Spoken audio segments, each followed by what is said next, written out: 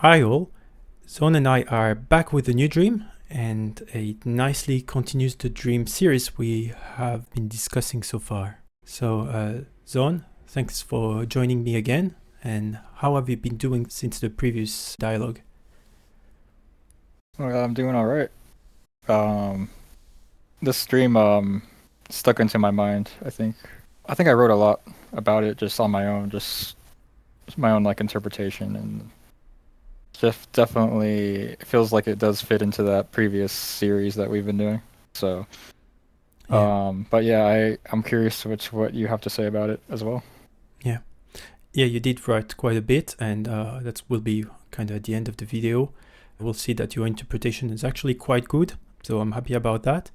But for me, what's really important here is to maintain a sense of continuity between the episode, because we're not just doing dream interpretation, we're doing a dream series, and it's not just any kind of series, it's really kind of getting the personal myth, or this kind of unique mystery of your unique mystery, so the mystery of the individual, piece by piece out of I guess you could call the empirical data that the unconscious is providing us.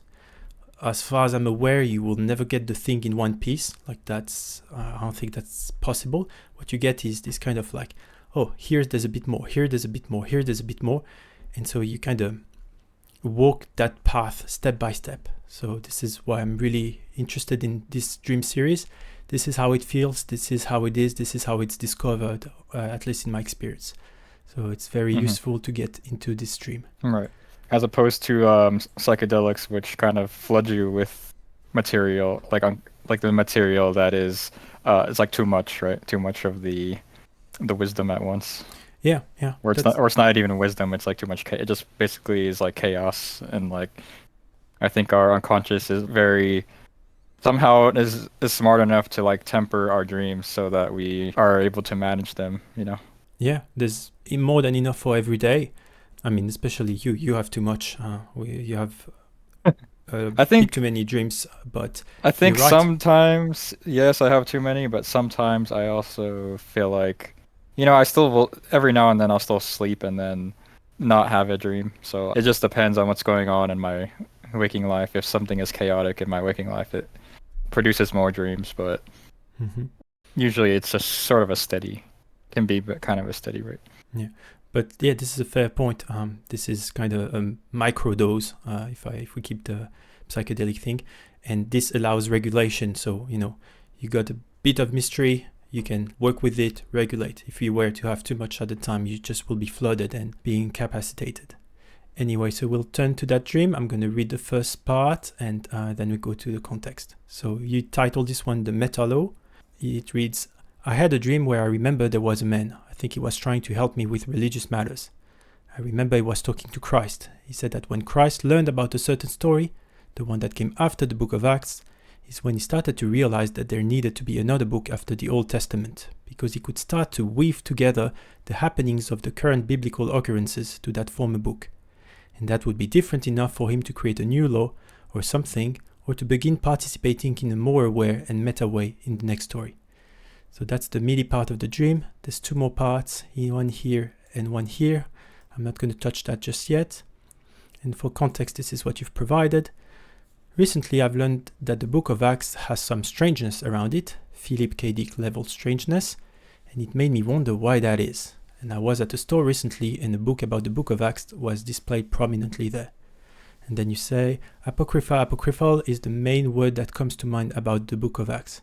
So for the people who don't know, apocrypha, it's those biblical writings or those writings related to scriptures that have not been canonized, so they're not part of the main corpus. So I guess the Book of Enoch is the most well-known apocryphal text. And then you wrote this, which I found extremely interesting.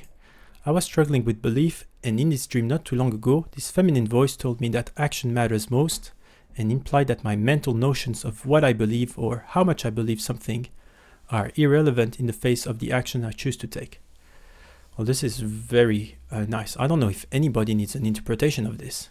I mean, I guess I'll make some comments.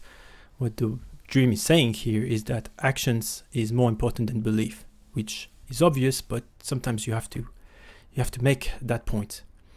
Now, there's a slight distinction I want to make here. is there's an attitude that comes with action. So let's say you plan a trip, right? And you plan a trip because you're going on an adventure. It's something that's calling out that you have to do that. Now, let's say you plan a trip because you're trying to avoid problem at homes. Well, that's the same action, but it's not the same attitude. So a dream will respond to the attitude, the psychological attitude that's embedded in the action. So that's something important to know. Yes, it responds to action, absolutely, but there's an attitude that comes from it. And so if you're fleeing from something, or if you are, adventuring, that's not the same thing. The dream will reveal that to you. Do you want to add something to that dream? Like, I think this is quite it's quite nice. I think I'll just say that when I say struggling with belief, it's like I overthink my concepts. I'm always trying to see where my concepts fit into my mental map of my own reality, I suppose. And but I think that this dream is trying to help me with showing me that your actions kind of just show you your beliefs in a way that your own concepts don't really. It's like a very different world almost. And I think it reminds me of what Peterson said, that when you can know someone through their actions, and that's a better way to see what they believe rather than asking them what they believe. Yeah, that's totally true. I do believe that sometimes you have to put the person on mute and look at how they act, and that's going to tell you much more than the kind of not exactly excuses, but the layer of justification that comes above the action. So you look at them, you put them on mute. It's like, I know where you are at. So yeah, that's definitely important. Now we go back to the main dream. We're going to work symbol by symbol, as usual. Here's the hypothesis. So we're working at the subjective level. So as I said in the first video, this is all Zaun's psyche. It's all the libido of Zaun, and it takes those different symbols. And we're going to assume that all those symbols have been chosen carefully by the unconscious. So everything is at the right place, and everything is an aspect of Zaun's psyche. And I must repeat that there are certain dreams that resist this subjective interpretation. And it's been probably a year that I've been trying to get my hand on such a dream that I could present. And they're rare enough that I just don't have anything to present. So yes, let's exhaust the subjective reading before trying to make something out of the dream that, change gears or try a different approach. Another lesson, I guess, that could be appropriate is, don't expect to have a complete worldview and then go to dreams. That's not how it works. No point reading the entire corpus of depth psychology and then going into a dream. It's not going to help you. Maybe something will come a bit easier, but it's much better to start where the dream is at, work through the symbols. That develops you a kind of grammar, a kind of experiences. And once you have these experiences with the symbols, then there's some parts, for instance, of Jung writing that will just lead up because you're like, damn, this is just like my dream, and you will get it. So it's much better to start where the dream is at and not to, try to hide in more study. That's not how it works. At least that never worked for me. So let's start. Let's do it. I had a dream where I remember there was a man. Okay, we got a symbol here. I think he was trying to help me with religious matters. Okay, so now I'm going to stay with the feeling, with the symbol of this man with religious matter, and what's the impression I get out of it. I'm not judging the dream from the outside. I'm trying to stay as close as possible to the symbol from within the context of the dream. So the sense I get is this man. Okay, that's an aspect of the psyche. I do know that masculine is related to consciousness and is helping us with religious matters. Okay, that's kind of like the deepest matters, right? That's good enough. I'm just going to say a bit more. In the psychological understanding of religion, what a religion is to an individual is something like the highest or the most powerful value in the psyche. It's what informs the individual the most. It's what, in a technical sense, organize psychic energy in a certain direction. And so that's the highest value. And so when you look at people act, you will see that their action, because they're taking leap of faith, you never have a complete understanding of reality. They take leap of faith, and by doing so, they reveal kind of the highest value, or the God they are serving. So if someone always thinks about money and making money, well, they worship the god of money, or maybe the god of accumulation of money. And if someone, they try to satisfy their next impulse, well, they're following the god of hedonism or something like that. So that's what religion is in a psychological language. Everybody is religious. It's the highest value that organize psychic energy the most. So that's how we would work about this. So I in my mind, I was really think of them as low, like like what's underneath you, like your how the earth supports you, your body when you walk. It's like there's a structure underneath you that is, it's whether you it's there or not. Those are the beliefs that it's like they're supporting you from underneath. But I can see that also up above as well, like the guiding star, can be representation of the highest value. Yeah, that's useful. Yeah. We agree. It's it's what's deepest and what structured the personality the most, whether you know it or not. Yeah. Mm-hmm. Let's continue. I remember he was talking to Christ. Okay, we've already talked about Christ. We said kind of it's the masculine aspect of the God image, or the self. And in this dream, it's interesting. This man is talking to Christ. He's not talking to you. He's not talking to the ego. In fact, I have no idea where the ego is in this dream. Do you have a sense of where the ego is? Yeah.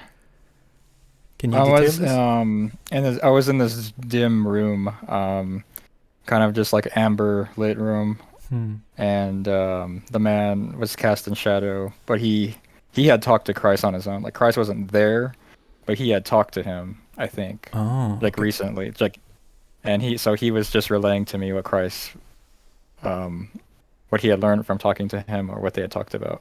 Okay, yeah. You'll see this. It's actually very important that he was talking to Christ, even if this is being reported to the ego. You'll see why. It's going to come later.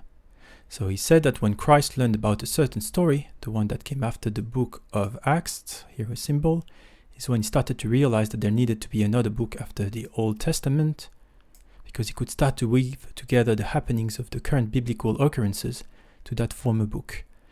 And that would be different enough for him to create a new law. So I believe that's the main symbol of the dream, or something, or to begin participating in a more aware and meta way. So the meta way is actually the same thing as the new law.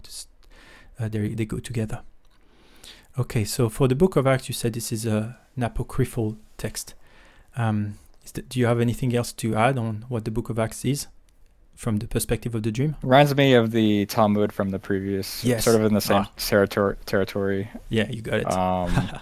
And so in the dream, it's not referring to the literal book of Acts, but in this dream, it's sort of it's being used to symbolize this kind of a text that wasn't part of the original Old Testament, and sort of needed to be put into context, but it hadn't been put into context. So that's why Christ was there, I think. Yeah, I don't know if you realize how difficult of a dream that is to read from a biblical perspective, because you're saying that the book of Acts is an apocryphal text. It's not. It's canonized in the New Testament, but here we're talking about the Old Testament, but you have Christ, which is part of the New Testament. So I have no idea how you're supposed to read a dream like this from a biblical perspective. We have to stick with the symbolic perspective and then try to translate this into psychological language. So for the book of Acts, I've gone into some research. This is what jumps out to me. So what's the big idea behind the book of Acts? It's divided in two parts. And Acts is significant for chronicling the spread of the gospel, not only geographically but also culturally. It records the transition from taking the gospel to an exclusively Jewish audience to the gospel going out among the Gentiles. Okay, so it's spreading the gospel from a specialized audience to a larger audience. I just had this video. What's special about the book of Acts and what jumps out to me is the sharing the good news in word and action. So, I wondered if it was a pun at the beginning, if the Book of Acts is like, this is about action. But when you look at the book itself, it is about action. It's about spreading through word and action. So kind of embodying something, the spread of the gospel. So some kind of, the gospel is the good news, but some kind of a participation that's, a divine participation between, I would say, the chosen people and God. I believe that's what... Could say praxis as well, but that's the Marxist word. But I'm thinking it's like the way you embody your information, but with respect to the cultural context. I feel like that's the point of it's trying to get at, like, there's like this cultural context that we're not fully aware of. Like, we grow up into it, but we're not fully aware of all of the details of it. And like, I think maybe this is what is kind of close to what the dream is trying to be about. Mm-hmm. And then this is interesting. It's like, why did the unconscious put the Old Testament? It could have put the New Testament or something else, but it did put the Old Testament as a book to be continued. Why do you think it picked the Old Testament and not maybe the New Testament? What's the significance of that? Why that symbol and not another one? I think it's because because the previous stream was kind of like revaluation, right, of the death of God. Mm-hmm. And that's in the New Testament, God dies, right? Right. That's where Jesus is crucified and he's put to death. I think this Old Testament, I associate Old Testament with more like the more like the craziness and like the sort of like inability to pin down God. He's sort of more like arbitrary and kind of a wild character compared to in the New Testament. Maybe it's sort of tied to that. Yeah, I think that's where I'm going with. So for me, the difference between the New Testament, the Old Testament, is the incarnation. So in the Old Testament, you have a relationship between, Yahweh or God and the chosen people. And in the New Testament, you have, the full embodiment of the Book of Acts, of praxis, of incarnation, of, all of that is... Yeah. I think the Old Testament is all about morality, like strict morality, and more like the Decalogue, right? The commandments and Moses and sort of like trying to follow this very patriarchal system of ideas. But the New Testament sort of is about kind of trying to transcend that. Yeah. And I think that's maybe something like I just recently have been just thinking how difficult it kind of is to sort of be aware of the difficulty of actually trying to trying to put yourself in a role that's kind of outside your own culture's pre-existing roles and attitudes. Like it's very it's like trying to think of a new color or something. Like it's like a very, at least that's how it is in my mind. Yeah. Yeah. Yeah, no, that's interesting because, it's going to line up with what I'm going to say next. So the main symbol here is that we have this Old Testament with the Book of Acts and an other story. And there's a realization that something new has to come up, and that's the new law, which is also kind of a meta form of participation. Okay, so to explain this new law, we're going to do a big trip in amplification around something you've probably not expected, and it's Crowley. I've not read Crowley. Almost everything here I picked up is from Wikipedia, so the Crowley experts, you guys have to be mad at the Wikipedia article if they're not fine. So I don't know much about Crowley. I know he's in the culture. I know some stuff. One of the things I know is that he announced the Aeon of Horus, right? Which is considered a significant shift in spiritual and societal paradigms, emphasizing self-realization, individualism, and the pursuit of one's true will. We'll discuss the true will later. The child god Horus, because Horus is the son of Osiris, symbolized this era, representing a break from past dogmas and the dawn of a new age of enlightenment and spiritual awakening. And so the modern Aeon of Horus is portrayed as a time of self-realization, a growing interest in all things spiritual. It's dominated by the principle of the child, and it has a law. That law is thelema, we're going to discuss this, and it's complemented by agape, which means love. So individuality and finding the true will are a dominant aspect of this age. So thelema, or will, is this very well-known thing, though what you wilt. We're going to discuss this now. The law of thelema, or the ethics of thelema, I'm to show, has 3 lines. The first one is the one that everybody knows: do what thou wilt shall be the whole of the law. This is about the true will. Then we have every man and every woman is a star. Okay, this is referring to the body of light, so a kind of something beyond just human existence. And the final one is love is the law, love on the will. So the will is above love as agape. Okay, this is pretty complicated. We're going to jump into the first one, which is a discussion on the true will. What is the true will? Okay, so the true will is in thelema refers to an individual's unique, divinely ordained purpose or path in life. Okay, it is not ego-driven desires. Absolutely not. Ego-driven desires is temporary emotions, societal conditioning, superficial goals. That's not what the true will is about. That belongs to the ego. So the true will is not static, but it evolves. And here's something that's really interesting to me. Crowley believed that in order to discover true will, one had to free the desires of the unconscious mind from the control of the conscious mind. Okay. And he identified the true will of each individual with a holy guardian angel, a diamond unique to each individual, and then it is known as the Great Work. Okay, well, this is interesting from my perspective, because this is a strange hybrid between Freud and Jung.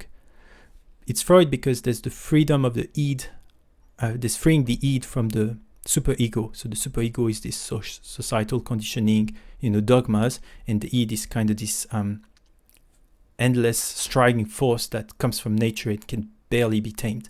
So you have that, but you don't have anything like a holy guardian angel or diamond in Freud. That's from Jung. The same thing as every man and every woman is a star. That's from Jung. The idea is that Jung, there's 2 centers in the psyche. There's the ego and the self, and they're in relationship. And so the ego has its own desire and the self has its own desire, like the unconscious has an unfoldment of the personality, a development of the personality. So it strives for something that sometimes collides with the ego. What is missing here, and this is why I can't call that fully individuation, is there's not enough emphasis on the ego as a moral agent. So in individuation, we really emphasize the role of the ego.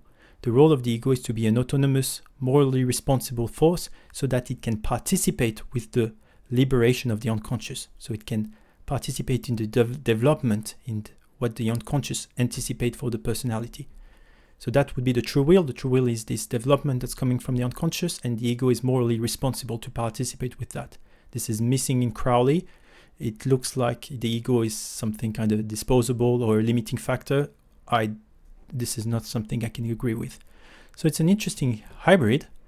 And so that's what I read. Every man and every woman is a star. That's man is made of ego and self. Okay? Do what thou wilt shall be the whole of the law. Okay, so if it's the true will, so the true will, the desire coming from the unconscious shall become the whole of the law, so shall have a priority about the development of the personality than the ego. So if the ego want to hang on to something like an idea or a passion or something like that, it's going to be overcome by a deeper movement of the personality. And the last one we'll talk a bit later. So that's what the Eon of Horus, or the child, means. It's an age of playful experimentation, because when you add the unconscious to the personality, strange stuff happens. Let's read this quote. The child is not merely a symbol of growth, but of complete moral independence and innocence. We may then expect the new Eon to release mankind from its pretense of altruism, its obsession of fear, and its consciousness of sin. It will be utterly conscienceless, cruel, helpless, affectionate, and ambitious, intuitively aware of truth. And as much as I don't really want to, I must agree with Crowley here. I'm going to take my own life as a personal example. It appeared in the beginning of my life that I was meant to have this cushy job in data science or engineering in Switzerland. And what am I doing now? I'm doing dream interpretation in Australia. And what happened, this is I had to move, I had to change. And this brought me a lot of grief, and also to my family, probably my friends. I had a kind of a quick split because I found this quite difficult. So these words of utterly conscienceless, cruel, helpless, affectionate, ambitious, I have to say there's more than a nuggets of truth here. It will appear like this. It's even more terrifying when you think that people will, let's say, misread their unconscious desire and try to act in a weird way. That's going to be even more dramatic. But the idea is that the development of the personality that's coming from the unconscious will collide with societal expectation, or kind of, this kind of framework that people must live by, job, find a good job, find date, and have kids. This is going to be challenged endlessly. So that's what I'm understanding by Crowley's work. Though I do want to say I still have a sense of distress when I read this material. There's something that bothers me. There's a kind of toxicity in this. It feels like the material has not been completely humanized. There's something that's stirring me the wrong way. So this is why we're going to move into Jung to see if there's maybe something that can polish those hard edges in Crowley's doctrine, or Crowley's thelema. So the first thing we find is in the Bollingen Tower, we find a child, and his name Ion. Well, that's interesting because Ion was appearing as a child. And so this is the translation of the Greek, I think. Yeah, the Greek. So Ion, or time, that's the same word, is a child. Playing like a child, playing a board game, the kingdom of the child. This is Telesphorus, who roams through the dark region of the cosmos and glows like a star out of the depth. He points the way to the gates of the sun and to the land of dreams. Okay, I'm not going to pretend I understand this. However, it should be obvious that we have Ion, we have the child, we have the play, we have the star. This is the same annunciation of the age of the child that Crowley was making. So the last point I want to make is about this playing. If the age of the child is about play, I want to read this quote. It's pretty long, but it's going to be very important. So Jung writes, play and seriousness are scarcely compatible. Seriousness comes from a profound inner necessity, but play is its outward expression, the face it turns to consciousness. It is not, of course, a matter of wanting to play, but of having to play. Playful manifestation of fantasy from inner necessity, without the compulsion of circumstance, without even the compulsion of the will. It is serious play. And yet it is certainly play in its outward aspect, as seen from the standpoint of consciousness and collective opinion. That is the ambiguous quality which clings to everything creative. If play expires in itself without creating anything durable and vital, it is only play, but in the other case, it is called creative work. Out of a playful movement of elements whose interrelations are not immediately apparent, patterns arise which an observant and critical intellect can only evaluate afterwards. And here's the really important part. The creation of something new is not accomplished by the intellect, but by the play instinct, acting from inner necessity. The creative mind plays with the object it loves.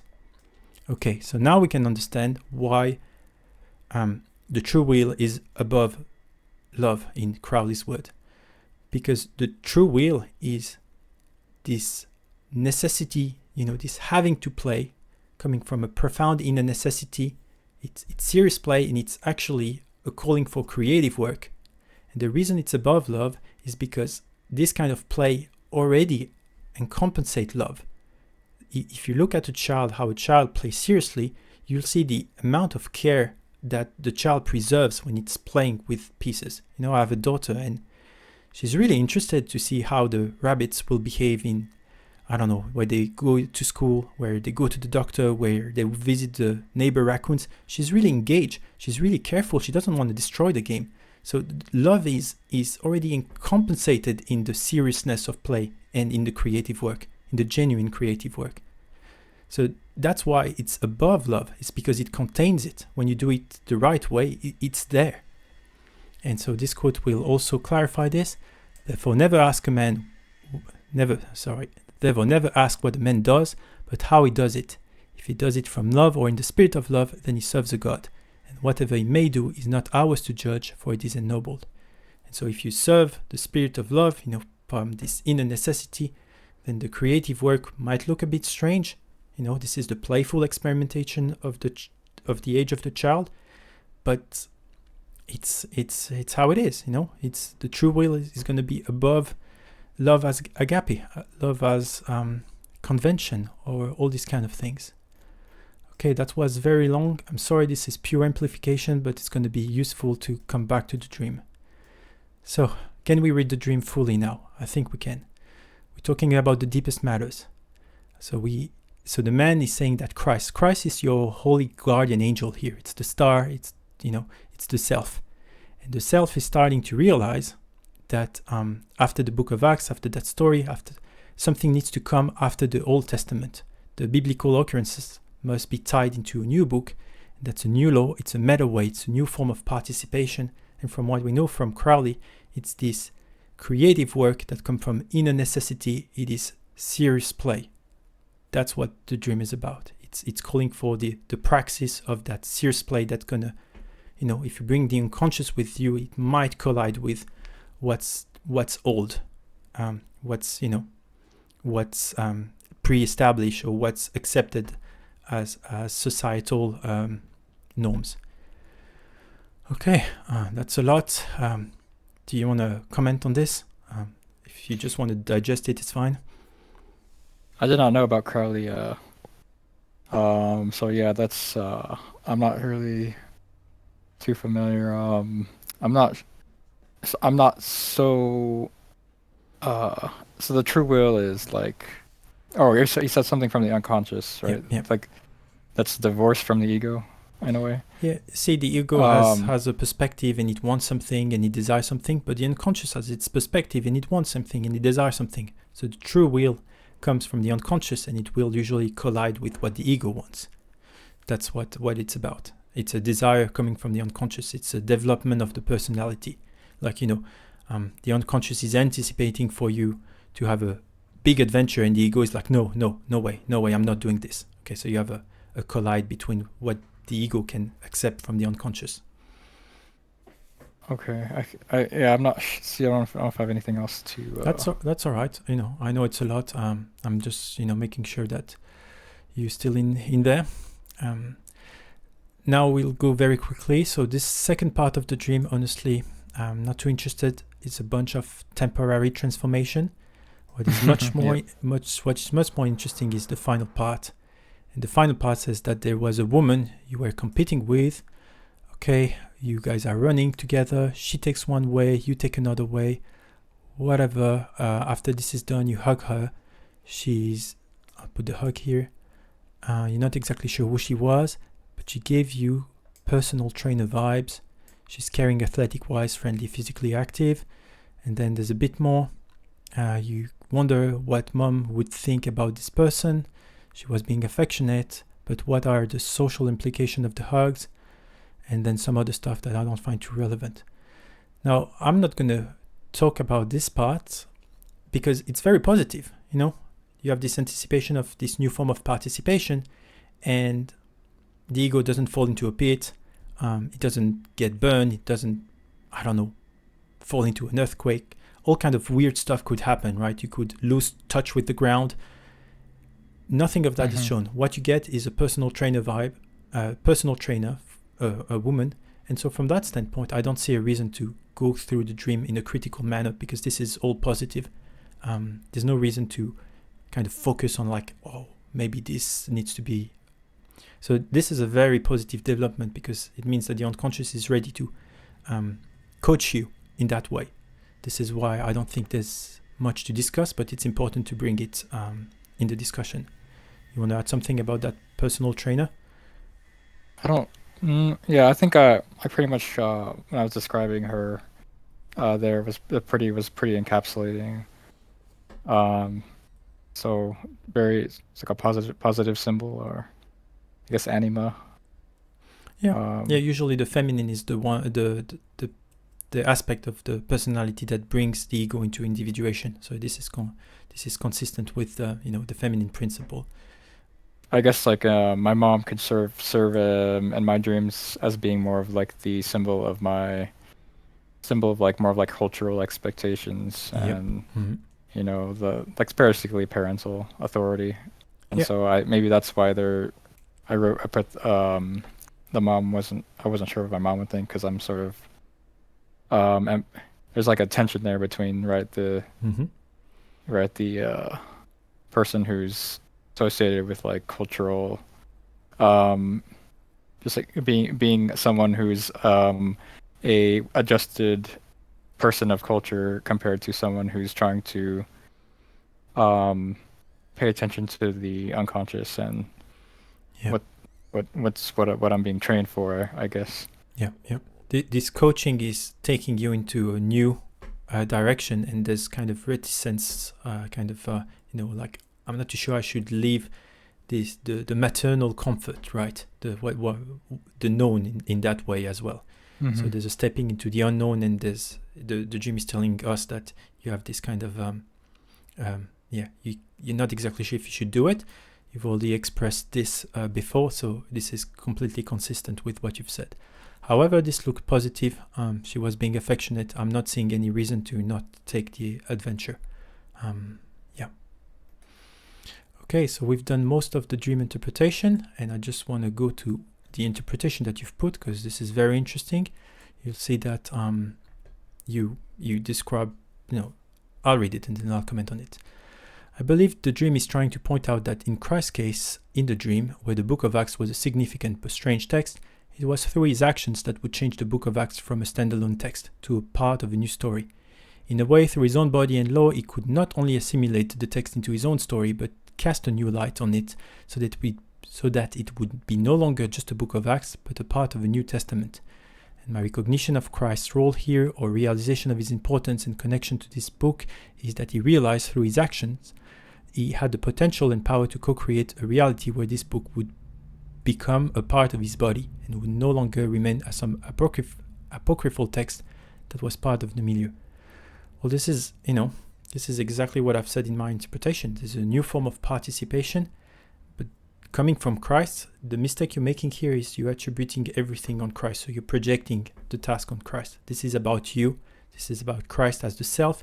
This is coming from a place of inner necessity, right? So that's a mistake you're making, but everything is right. This is about weaving this old into the new, right? Into this new law, into this new mode of participation, this new form of praxis. Mm-hmm. Well, I would in my mind I see that.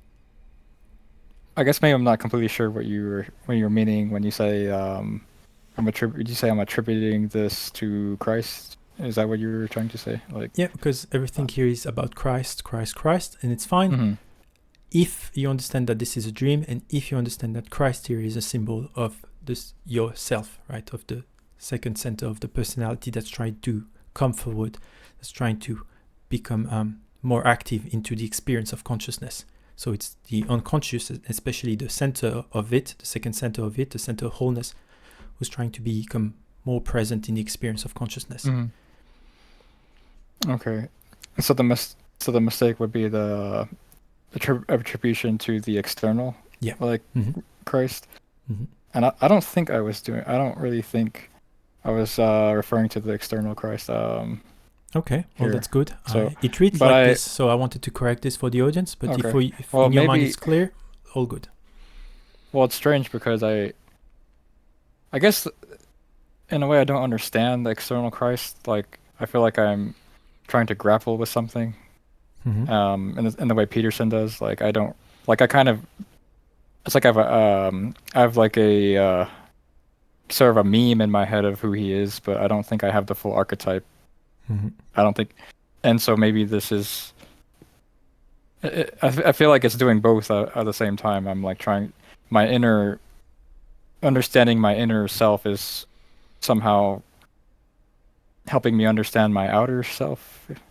Does that make any sense? Yeah. The idea, maybe this is too big, but I'll try to go with that, is that the story that's found in the New Testament, almost all the personalistic element of who Christ was has been removed, and something new has been weaved, and it's a story. And some people, people are like, this is not possible. We have some kind of evidence that it couldn't take this way. But what it means is that this Christ figure has captured something so huge, an archetype, that all the personalistic and historical elements have been dissipated for a larger and fuller story to come out. And so, what is Christ actually? A lot of people will make, criticism of the historicity, and this is not matching with the evidence. They don't get it. What happened is that character, which has catalyzed the emergence of myth, which is the Christian archetype in Edinger's word. There's a book about it, the Christian archetype, and therefore we're facing something much, much, much larger. This is it's kind of a complete guiding myth that has overtaken the whole thing, to the point of removing certain small elements, some historical elements, and some kind of a small disagreement. This has been removed so that the fullness of the story of the archetypes can be expanded. It's like I'm sure I'm gonna have friends with this. It's like one of the fragments of an ideology, like Peterson. He's so good at articulating how, like, you pick some point out from a protest, and then you ask them like why they're there, and sometimes they can tell you something, but sometimes they can't tell you much. Yeah. But if you put all of the members together, then the ideology is sort of present among the group. It's kind of, I think it's the same with archetypes. For Christ, you have people who are a part of a church, a congregation. They all together have a good way to sort of understand, or I guess like conceptualize Jesus Christ. But I think that certain individuals will have a better grasp on the true significance of who he represents as a symbol, right? So I think that maybe I feel like that's what I'm trying to at least grapple towards. Because it's so it's just so like why I feel like why wouldn't I try to understand the best of the best of the people who've been present, right? And just to kind of mitigate what I've said, the point is that the story, the myth, that's the archetype that's coming out of the catalyst that Christ was, is so full that it can remove smaller historical and personalistic element. The whole thing is more powerful. So I'm actually making a case that the archetype is more powerful than the personal story. Right. I think that's true because, I think those details, the historical details, it's just like you're getting lost in the weeds. It's like you get bogged down if you try to try to get, what did this really happen? Did that really happen? How it happened? I feel like it's kind of missing the point of who he's trying to, the kind of embodiment he's trying to demonstrate for people. Like, it's supposed to be this way of living that is kind of a transcendent way of living. And that's the significance, I guess. Yeah. And now I just want to bring this to the previous dream and show how much genius there are in dream. This is me being a bit of a fanboy, but I have to point this out. In the first dream, we saw Nietzsche as a critic, and it's like there's not a good shepherd, and he's not seeing it. And there was a sense of a task that you have to carry forward. In the second dream, we saw that there was a missing wholeness, so the four aspects of Christ, and this is tied to Monica, and I said this is a link between the microcosm and the macrocosm, so the experience of consciousness as being linked, to the entirety of the psyche and how it's constellated in the ego, right? And there was the Talmud, which you picked on. Talmud is about the law. Guess what? In this dream, we have, with the Book of Acts, we have this question of what's the new law, right? So it's all consistent, and we're seeing this piecewise revelation of that this calling for creative work, of coming from a place of inner necessity, of kind of advocating for the unconscious, so that the new was a new form of participation can come forth. Yeah. So yeah, this is just staggering. This is why I like working with dreams, is when you see how consistent the series is. Like, there's no, this is purely stuff that comes out of the night. So this is the kind of genius that's kind of like nature, right? It's much more profound than what people can come up with. Can you see the continuity that we have been going through those 3 episodes? Yeah, I think so. It's fascinating how that can happen. Yeah. All right. You wrote some minor remarks here. You said that it's a kind of secret that it's through our actions that works can be canonized. You said that Steve Jobs said that we can only connect the dots looking backwards, and faith, interest, and belief are taking us somewhere. So that's what makes things possible. And you comment as well about some actions are easy, some actions are difficult. It's very strange. At the end of the day, action seems to be at the forefront of the co-creation of the dream. So all of that, is, I think it's all right. It adds to your own thoughts on the dream. I just want maybe to add that inaction is also a form of action. So if you're not taking action, you're still acting. You're still manifesting an attitude. So yeah, I wanted to add that before, but I couldn't. Right. So unless people think sitting down is doing nothing, but you are still like doing something. Doing something. Yeah, the world keeps moving. So if you're sitting and doing nothing, the only thing you're doing is opening the gap. Yeah. Yeah. All right. And so now I'm going to recommend you that book with a big warning. I've not read it, but you told me you're interested by Eric Neumann. That's the discussion we had since the previous episode. And from what I know on this book, Depth Psychology and the New Ethic, this is exactly in line with this dream. Neumann is comparing the old ethic.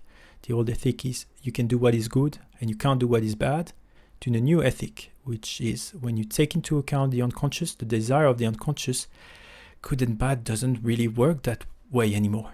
And so when you become an advocate for the development of the personality that comes from the unconscious, you need a new form of ethic, a new form of participation, dare I say a new law. So I haven't read that book. I know that Jung has criticized it because obviously Jung has made a point that the psyche is so full of paradox you can't really fish a new ethic. So obviously, right, but that's not very useful. Mm-hmm. The point is that whether that criticism is ultimately correct or not, that's not the point. The point is that book will be a very useful, I think, starting point into this question of what's the correct mode of interpretation, what is this new law that we've been talking to. And here it's a new ethic. It might even stretch to a new mode of being, if those words make sense to you. So yeah, I haven't read it. I think it's something you need to seriously consider. Mm-hmm. Yeah, I've tried reading the origins and history of consciousness. I find like I feel like I daydream quite easily when I read certain books. So like I try to see if there's anything. I had to like flip through the chapters and see if there's any chapter that stands out to me or something. Yeah. Okay, I'm coming to the end of this interpretation. I'll just add that Zaun, you interviewed me, and you're going to post that video soon, or however. Yeah, when I get back to Austin, I'll post it. I do want to add one more thing to this. I guess to sum up, I wrote something else that I think could be useful. Sure. All right, so I think that I've been thinking about a lot about roles recently, like roles that we have, and I think that's I'm trying to get at, like, what is the role that Christ is trying to convey, and that's something that I feel like it's impossible for me to, at this point, At least it's not. I think I'm unable to grasp it still. Like I think that it's just so um unlike like what people are used to, like what we're born with, like our innate understanding of what a role can be. I think we always look for like what others to tell us what to do or how to act, or we already look for a pre-existing role. But I feel like this is like this information from the dream is sort of trying to um help me understand what a meta role, I guess you could say, could be. And so, okay, I'm just gonna read this. I wrote this is also something else I wrote. I guess I didn't send it, but I think it's kind of another sort of something else I got from this stream. Mm-hmm. So I put I think the lesson of the dream is that the prior symbolic significance of a text will be recast implicitly whenever truth is discovered or co-created, and incorporates the knowledge or wisdom that is revealed in the prior text. It's also saying that something new doesn't have the power in itself to reveal the truth on its own, but it's up to the individual to recognize the truth, the information that's there, and to connect the meaning of that to the meanings put forth in a prior text. Dream is also saying something about precedence, because the acts didn't stand on their own as a New Testament in the dream, but the revelation of the next story that Christ was telling the man didn't just connect the books. It also set forth in motion a whole new library that was qualitatively distinct from the Old Testament, and that this ability to differentiate qualitatively distinct categories in is another ability that must be refined and practiced in order to become an integral part of one's cognition. Yeah, I think that's that lines up, right? It's so yeah, please people don't understand this as a literal act that you need to make campaigns out there to spread the good news. No, it's about participating. It's advocating for the unconscious, which means okay, you have a job interview and you have a dream that there's a dragon that you have to slay. Okay, so you need to advocate for that impulse.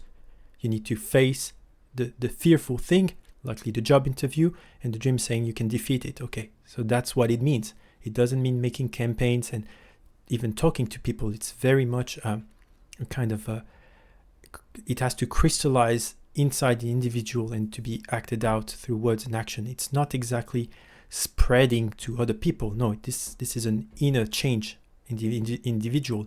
It should almost be silent, if that makes sense, because the more you talk about it, I don't know, it's gonna get lost into rationalization and stuff. At least that's what I do. When I write an article or make a video, I usually have a kind of a dream that will indicate where I should go, what I should add, what I should remove. So it's built in the process. I do my best to kind of hide this, because I don't think it's relevant. It's about my own shift of attitude and how I bring this part of me into my character, and how I exchange with you and with the audience that's going to watch. So hopefully no one's going to make the literal mistake. Obviously they will. That's how it happens. But I've said my piece. All right, Zaun. I'll give you the last words. I'm very happy with this episode. Do you want to add something? Mm-hmm. Yeah, we did an interview, or I guess I interviewed Axel, and plan to post that on my channel. It's just asking Axel about dreams and Gnosticism, and I think it went pretty well. Yeah, it was very enjoyable. Yeah, it's very informative. You definitely know you know a lot about I would say you have a good understanding. It's not just knowledge, it's an understanding of how dreams try to present how dreams show us like what is sort of in our blind spots, Mm-hmm. And this was pretty. This is pretty good. Thank you for keeping this going. Yeah. Well, thanks for your participation. You might not say that you're doing much, but your own presence is allowing me to bring this out.